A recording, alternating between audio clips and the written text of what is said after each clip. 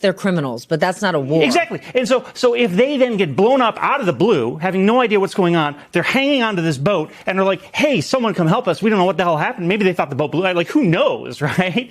The United States of America is at war with drug cartels. President Trump has designated them terrorist organizations.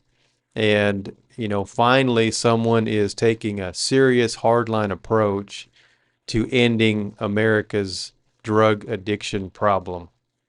But the Democrats, they don't seem happy to have anything done to disrupt the illegal drug trade. And they're kind of losing their minds over this double tap boat strike controversy.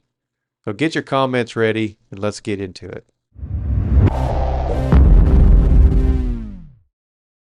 Hey everybody, if you enjoy this video, leave a like. It's important to me, and I appreciate it. Growing scrutiny after authorizing 2 strikes on an alleged drug boat. This video from September 2nd shows the first hit on the boat, but tonight questions are growing about a second missile that was fired.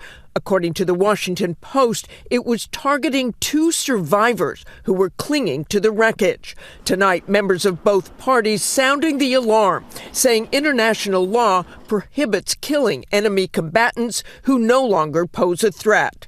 The Post reporting that at the outset of the operation, Defense Secretary Pete Hegseth had ordered his team to kill everybody on board the boat. Hegseth has called the Washington Post report fabricated, saying the military acted in compliance with the law of armed conflict. A White House press secretary, Caroline Leavitt, confirmed there was more than 1 strike on the boat. She didn't confirm or deny that survivors were targeted.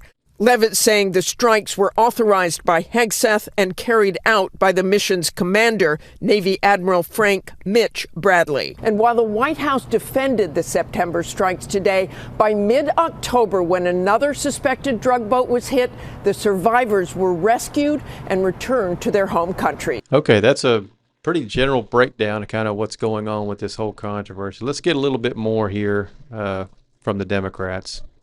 Do you believe, based on what you know, Congressman, that what has happened off the shores of Venezuela, at least on September 2nd, could constitute a war crime? I look forward to hearing more details and hopefully testimony about what happened. I think it very well could be a war crime based on the reporting that we have seen. And I don't think that's irresponsible to say. I think it is based on the facts and the merits. He doesn't know the facts. The president had the courage to designate these cartels as designated terrorist organizations.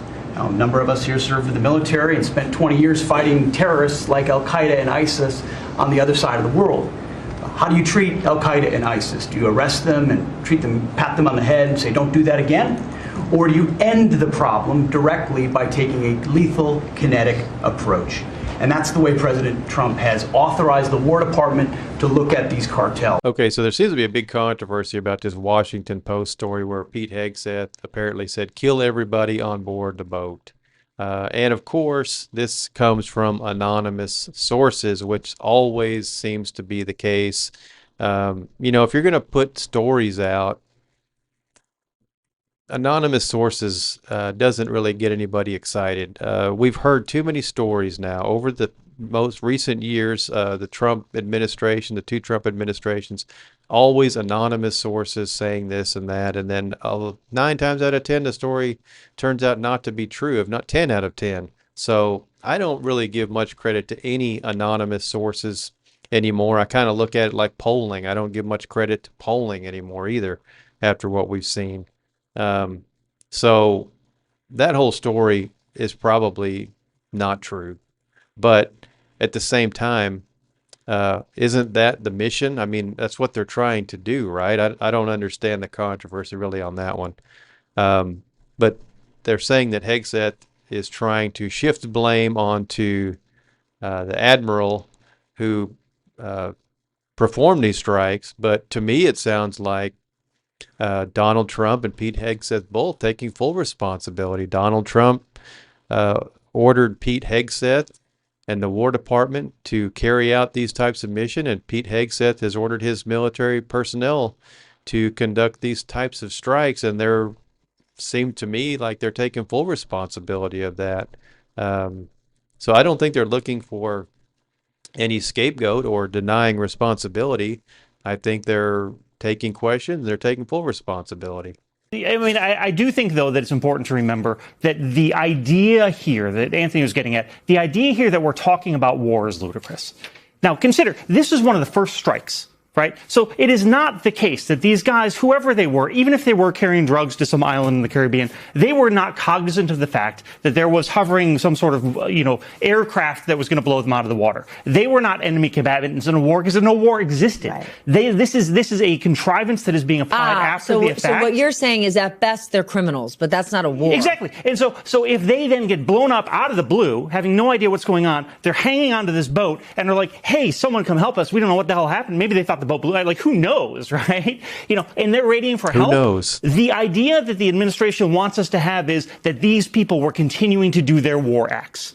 And it is just idiotic to say that that is what's happening in that situation, given particularly that this was one of the first times this had occurred. I think this is one of the stupidest commentaries I've heard on this topic. I think this guy's really selling short the military, the CIA, whoever is involved in confirming these people as being part of these cartels and carrying actual drugs in these boats. I don't think that they take any of this lightly, and they know for sure who these people are, what's in that boat, and where they're going, and they're not going to just blow people up out of the water on a hunch or a suspicion. So, this guy, I mean, complete nonsense what he's saying here.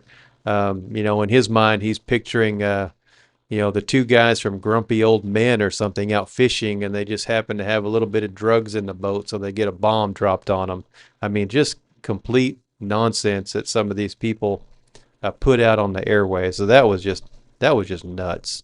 These are pirates. They are dealing deadly drugs. They are hurting our people. We have a fleet. We have in centuries past, followed the tradition of stopping people who would use the seas to hurt us. Having said that, there is absolutely no honor or bravery required to blow up two survivors of an explosion who are clinging to the gunwale of the ship for dear life. They pose no risk to us. Okay, so you heard Geraldo's take. He's willing to at least refer to them as pirates. But again, what is the objective here? Take out the boat? Is the boat the threat? Take out the motor? Take out the boat captain? Don't harm anyone else? I mean, what is the objective here? The objective is to destroy the cartels who have been designated as terrorists. How do you eliminate that threat? You eliminate the threat the way that they're doing. And, to have some kind of illusion in their minds that these are not terrorists or these are not drug smugglers killing millions of people just shows you how delusional they are. The thing that pops out to me also is this is supposed to be fighting terrorism, right? Why would you rescue survivors and return them to their home country? I don't, know the full rules of fighting terrorism or military code and ethics. I'm not former military or current military, so you may have to educate me on that. But in my opinion, if you are fighting terrorists, why would you rescue survivors? The mission is to eliminate the threat, which is the people. I mean, unless I'm misunderstanding something, to me, they are the threat, and I don't really have any problem with what was done on that particular mission with the two boat strikes. I approve of what they're doing, and maybe I'm missing something, but to me, the mission is to eliminate the threat, and the people are the threat. So I guess there are certain rules we have to go by, but what rules do the cartels play by? Do we have a copy of their code of ethics or their rules of engagement? I don't think there is one. So they don't play by any rules. But of course, as a organized military, U.S. military, there are rules we have to play by. But when you're dealing with terrorists, to me, eliminate the threat. That's pretty simple. Interestingly enough, from the broader landscape, a political fight here is about to ensue because for whatever reason, it just seems like this administration is focused on preventing illegal drugs from coming into this country and killing American citizens. The previous administration left the border open. This one closed it down. So when they decide to designate drug lords as terrorists, then obviously they are going to try and attack them at every turn. And I wish everyone was on the same page of we don't want more drugs pouring into the country. It just seems like one side of this isn't worried about that. They're worried about preventing drugs from coming to the shore. And what we're going to see is peace through strength. We're going to see that President Trump, again, is delivering on his promises to the American people when it comes to defending our homeland, when it comes to defending every town and every city in the country. And again, you know, putting our adversaries on notice that when it's necessary, the president has the full disposal of the U.S. military might at his hands, and he can take action when he deems necessary. And I also want to make a point here, Todd, that the president has every legal right to do what he's doing right now. We're hearing a lot of noise from the Democrats that would mislead the American people, but let's remember that the Trump administration has, from its outset of coming back into office, they declared both Tren de Aragua as a foreign terrorist organization and now Cartel del Solis. And so what that means is the president is, again, within his rights as our commander-in-chief to take action as necessary unilaterally. That's exactly right. You know, they're doing what they are legally able to do. President Trump has designated them as terrorists. They're eliminating the threat of the terror that they bring into our country. And as Hogan Gidley said in the previous clip, why does it feel like Democrats are not happy with any attempts to end drug smuggling into the United States? It just seems like they would be more happy to see the military just pack up and go home and let things go back to the way they always have been, where, you know, you try to capture these people and arrest them and put them on trial and put them in prison. And, you know, how many decades has this been going on with very little success? So it seems like the Democrats would just like to be business as usual, and they don't seem to want to help in any way, and they don't seem to want to be supportive in any way of stopping these drug cartels. But even if that person was trafficking drugs, there is a legal system that even, you know, that here in Colombia or in the United States that they would expect. They say the United States has the best intelligence in the world. Why not intercept the boats, as has been done for decades? Arrest those people. And what the fisherman told me is, yeah, keep them in prison for life if they're found guilty. But why are they striking, killing people, and not telling us who they are, showing us evidence of the drugs? And there's real concern in fishing areas of Colombia like Santa Marta, where Alejandro Carranza, this one person I was telling you about, was killed, where they say, look, sometimes we do go into open waters. We do go into international waters, for instance, to fish snapper. What if one of our motors fails and we end up stranded? Are we going to cross a red line and be killed by the United States? So it's impacting their livelihood and their economy. So again, the Democrats, the liberal media, they want to go back to business as usual, place them under arrest, put them on trial, put them in jail. It hasn't been working. We've been doing these things for many years. It hasn't been working. And now they always forget to state the fact that President Trump has designated them as terrorists. They're not just drug dealers anymore. They are considered to be terrorists. And the Democrats, they're more worried about the health and safety of the drug cartel members than they are of American citizens who have been being poisoned for decades, dying by the millions. They're more concerned about the fishing industry in Colombia than they are the tons and tons of illegal drugs coming out of Colombia and going to the United States. So again, it's just their priorities are way out of whack, and it just makes you wonder sometimes, why is it that way? You know, you hear a lot of talk from the Democrats about President Trump does not have the authority to do this. These are war crimes. And they're just enraged over the whole situation of the actions the military is taking against these terrorists. And Bill O'Reilly had some really good clarification about that. We chronicle almost on a daily basis how President Obama destroyed ISIS in Western Iraq. No prisoners, Leland. Right. If the special forces went into a camp, everyone died, including al-Baghdadi's 8-year-old son. Okay, the orders were destroy ISIS. Barack Obama gave the order. There wasn't any sorting out of people, wasn't any of that. The Democratic Party did not say one blanking word. Did they? You know what? No. And look, there. So you keep hearing these boat strikes, land strikes are illegal.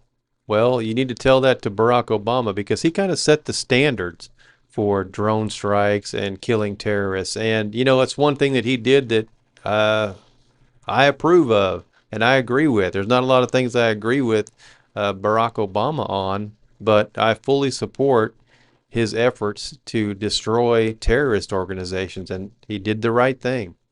But you didn't hear a lot of complaints about it when it was a Democrat president doing these same kinds of things. So Rachel Maddow, she, of course, is losing her mind, but she took it a step further. She kind of flirted with the idea of the possibility of encouraging maybe a military coup or at least dissension at the highest ranks of our military.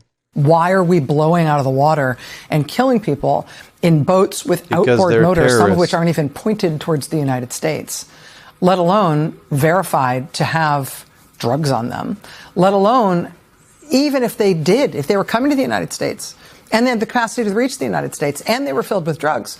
Why isn't it possible to just interdict them the way that we do with the Coast Guard, where you go and take the drugs and then put those people on trial and investigate, because and then follow the that drugs fight. to their source of origin and then take care of it there? Like, none of this makes any sense.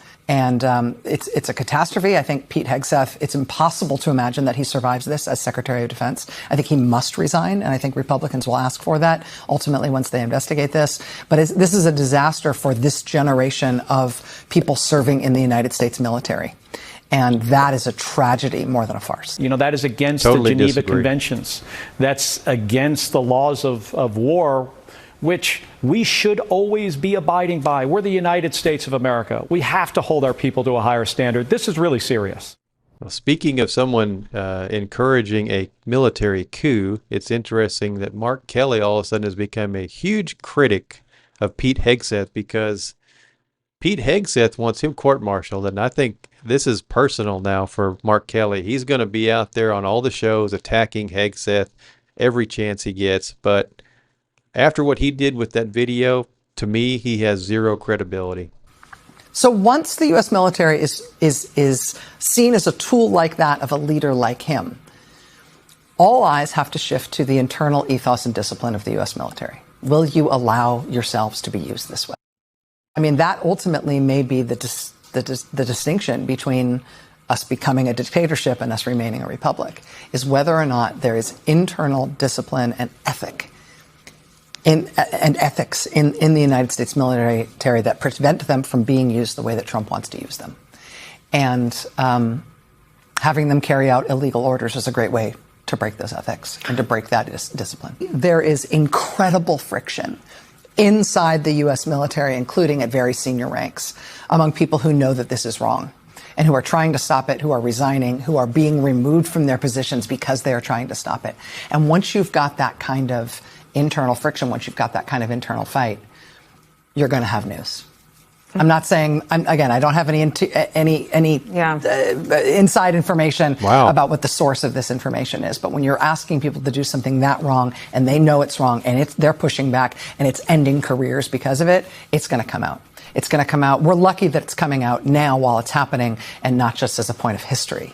But it's going to come out. These guys can't run from this stuff. So you have some Democrats, you have people in the liberal media encouraging military members to consider the option of not following orders that, in their opinion, are illegal, such as the boat strikes. I don't remember hearing anything like that when we were bombing ISIS members and Al-Qaeda members, which, again, I fully approve of. But these same people who are just outraged and their minds are exploding, they were silent and okay with this when it was a Democrat president doing it. So it just kind of shows you the games that they play.